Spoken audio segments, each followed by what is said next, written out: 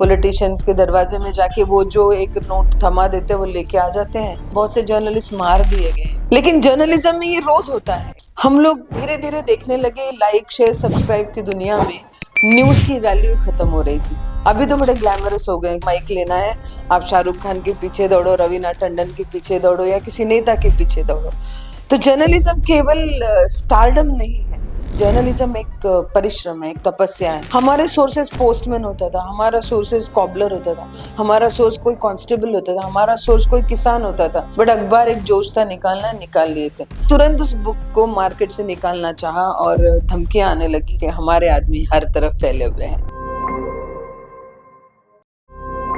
Hi, I am Vaidehi. मैं मुंबई से और ऐसे परिवार से आती हूँ जहाँ पे जर्नलिज्म का दूर दूर तक संबंध नहीं था।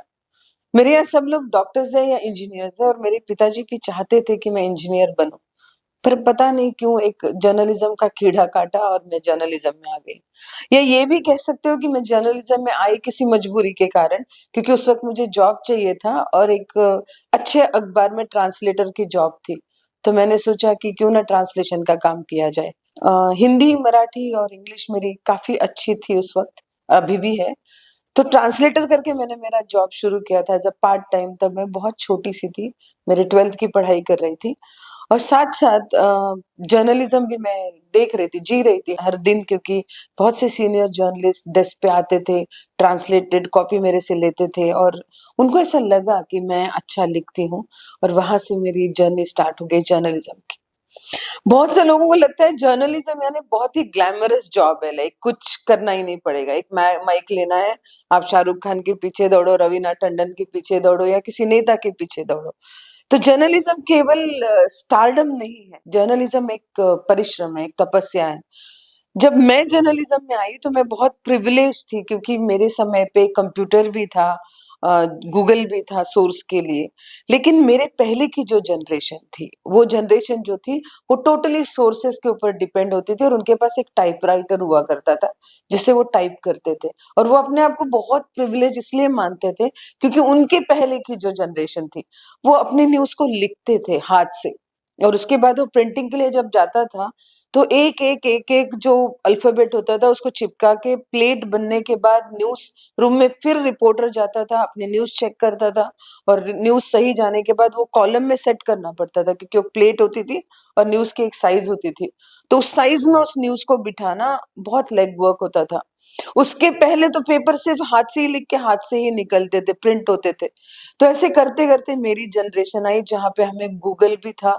मैं तो वैसे देखा जाए तो दो जनरेशन जी हूँ, एक जनरेशन जहाँ पे कंप्यूटर और गूगल भी है और एक जनरेशन जहाँ पे एआई भी आ गया है।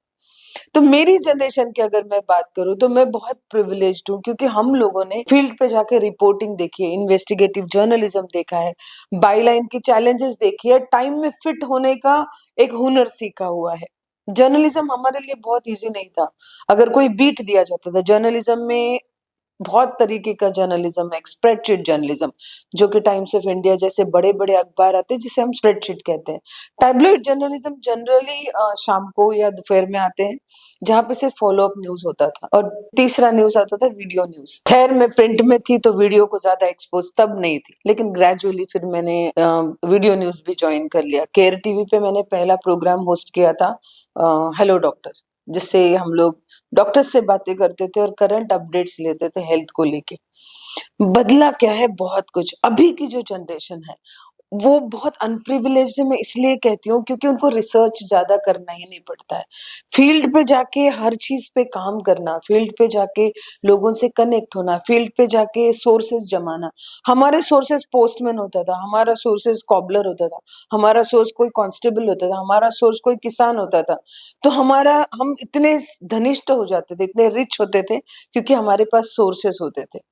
और लोग कहते थे जर्नलिज्म में जैसे पुलिस के पास इन्फॉर्मर हो तो वो बहुत बलशाली हो जाता है, वैसे रिपोर्टर के पास अगर रिसोर्सेस हो, ऐसे सोर्सेस हो जो इंफॉर्मेशन तुरंत दे सकता है। फिर जर्नलिज्म आया सिटीजन जर्नलिज्म पे, जहां हर सिटीजन ये समझता था कि अच्छी खबर देना, उसके उसके एरिया की न्यूज को तुम्हारे तक लाना उसका नैतिक जिम्मेदारी है। तो फिर प्रिंट मीडिया हो या इलेक्ट्रॉनिक मीडिया हो, वो सिटीजन जर्नलिस्ट पे ज्यादा डिपेंड होने लग गए थे। अब आता है डिजिटल मीडिया। डिजिटल मीडिया में इंडिपेंडेंट वॉइसेस बहुत आ गई है, जिनको किसी बैनर के नीचे गुलाम बनने की ज़रूरत नहीं, ना ही किसी बैनर को फ़ॉलो अप करने की ज़रूरत है। आज की तारीख में जो भी अखबार है या जो भी चैनल्स हैं, वो अधिकतर किसी न किसी बिज़नेसमैन के हैं या किसी न किसी के हाथ में है। जब अखबार या मीडिया किसी पॉलिटिशियन या माफिया के हाथ में चला जाता है, तो उसका टोन भी बदल जाता है। वहाँ इंडिपेंडेंस बहुत सीमित रहता है और कहने के लिए बहुत कुछ नहीं रहता है। इसलिए बहुत सारी इंडिपेंडेंट वॉइसेज़ हैं, जो अपने-अपने पॉडकास्ट चला रहे हैं, अपने-अपने न्यूज़ चैनल चला रहे हैं। लेकिन मैं अपने दौर की बात करूँगी, जिस दौर में हम आए थे, उस दौर में हमें एक स्टोरी करने के लिए दिन-दिन लगते थे, क्योंकि वो स्टोरी, फिर उसके सोर्सेस, उसको कोट्स, उसको लिखना, उसको रीराइट करना, तब तक जब तक हमारा एडिटर नहीं कहता था कि okay the copy is okay. और वहाँ पे कोई गुंजाइश नहीं होती थी कि हम यहाँ से वहाँ से कोई कंटेंट उठा लें।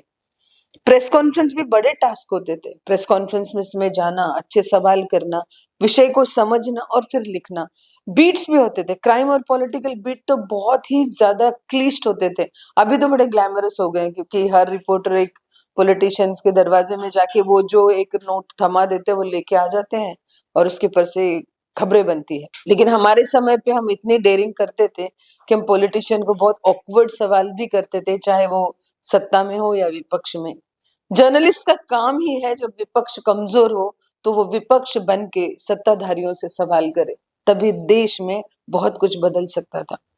एक चाय और शबनम बैग पे वो जो जनरेशन थी, जिन्होंने जर्नलिज्म की नींव रखी थी, उन्होंने सिर्फ एक कलम से सत्ताएं बदली है और जो भी पॉलिटिशियंस होते थे उनके लिए एक खौफनाक माहौल बनाया था।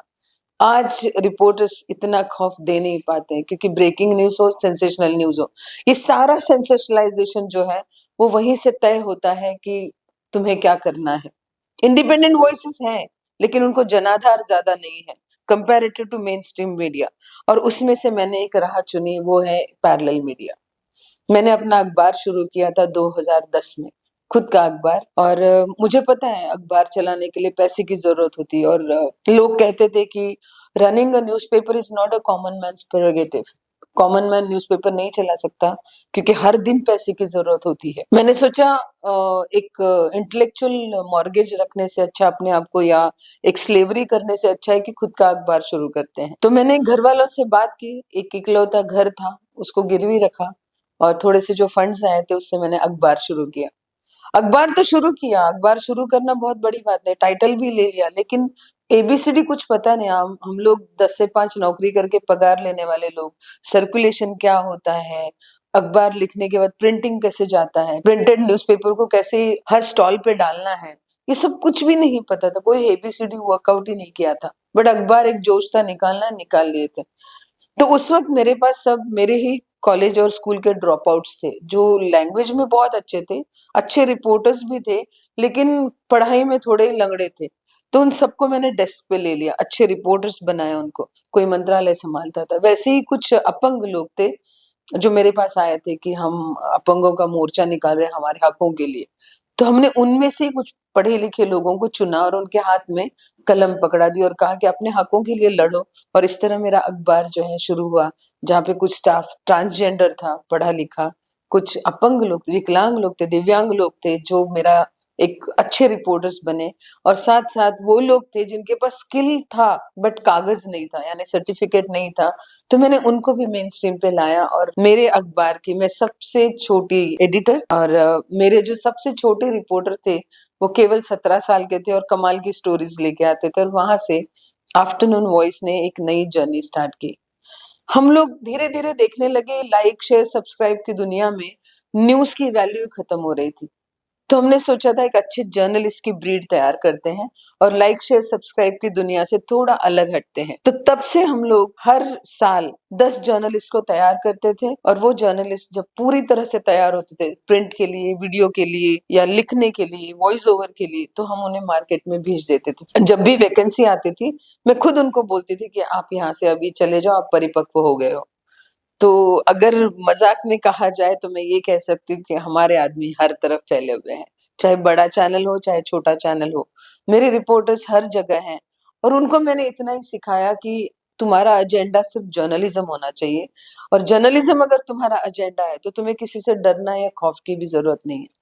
बहुत सी बार हमारे पास बहुत अच्छी रिपोर्ट्स होती है, बहुत से बात हम कहना भी बहुत कुछ चाहते हैं, लेकिन हम डरते हैं। क्यों? क्योंकि हमारे पीछे परिवार होता है। तो मैं आपको एक बात बताना चाहती थी, मैंने एक किताब लिखी थी एक नेता के ऊपर, कांग्रेस के नेता थे, अब बीजेपी में गए हैं। उनकी जीवनी मैंने लिखी थी। उन्होंने ओके कर दिया, उन्होंने कहा बहुत अच्छा है, काफ़ी महीने मैंने उसके ऊपर काम किया था और जब वो किताब मार्केट में आई, उन्होंने ही लॉन्च की थी, हालाँकि सारे आईपीएस आईएएस थे उसमें लॉन्च में।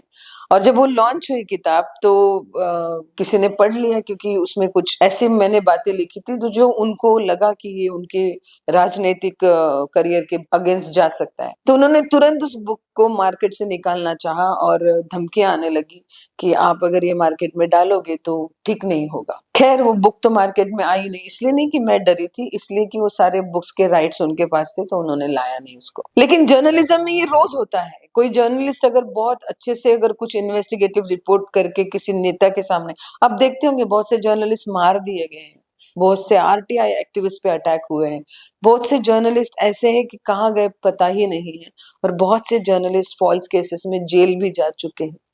लेकिन इतने दबाव में अगर मीडिया काम करना चाहता है, तो या तो वो इंडिपेंडेंट बात कर सकता है या किसी मीडिया चैनल का गुलाम बनकर वही बात करेगा जो उससे करवाई जाती है। तो मीडिया इतना ग्लैमरस नहीं है जितना आप सोच रहे हो। अभी ग्लैमर हो गया है, तब ये जर्नलिज्म एक हार्डकोर प्रोफ़ेशन था और मैंने वो सदी भी जी है और ये सदी भी जी रही हूँ। और मुझे ऐसा लगता है कि आने वाले समय में हर नागरिक एक अच्छा जर्नलिस्ट बनेगा, इसलिए सोशल मीडिया अभी बहुत वायरल है। हम लोग कुछ भी न्यूज़ दिखाएँ, उसकी एक सही साइड दिखाने वाला भी वहाँ खड़ा है। तो आने वाले समय में मैं ये देख रही हूँ कि जनता ही अपने हाथ में कलम और माइक लेके सच्चाई क्या है दिखाएगी और धीरे-धीरे ये डिजिटल एरा में या ये एआई के एरा में मेनस्ट्रीम न्यूज़ जो है वो थोड़ा-सा पीछे रहेगा या सिर्फ़ पीआर का काम करेगा। जर्नलिज़्म में अगर आपको आना है, तो एक चीज़ याद रखना, चैलेंजेस लेने के लिए आना, सिर्फ़ ग्लैमर बटोरने के लिए बिल्कुल मत आना, क्योंकि हम 4th स्टेट हैं। हम चौथा स्तंभ है और बहुत मजबूती से जब हम खड़े रहेंगे, तो देश में बहुत सारा बदलाव हम ही ला सकते हैं। जय हिंद।